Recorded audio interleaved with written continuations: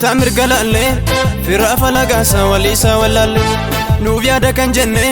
bubbule gahetu ada kenya dike aulfatu yesus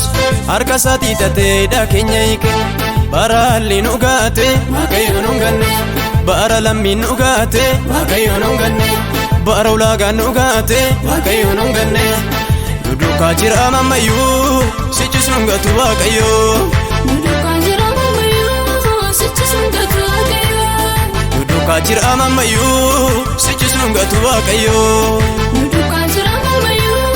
sichis nungatu wakayo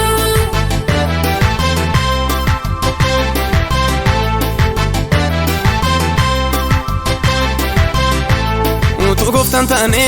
maaltunu yaadatan uto bade afa harki gofta kenya asi gadi tatenu kaseram lafa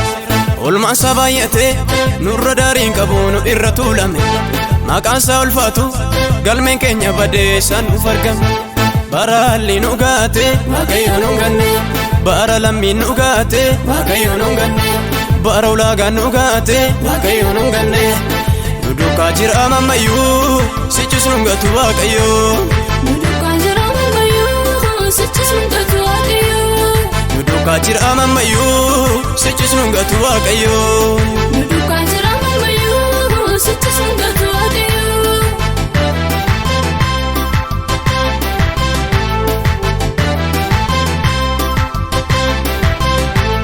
akka koda chaba tenye mana boru alkani fi guya nutamma terorron jenne utu bonyu kenya sichinjiru waqarranu dufenni sena jijiru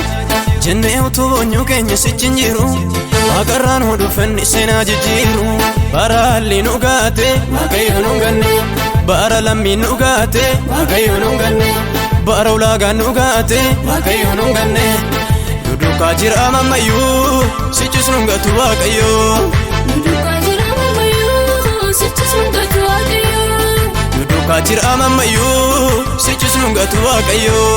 duduka jira mamayu sichis nungatu wakayo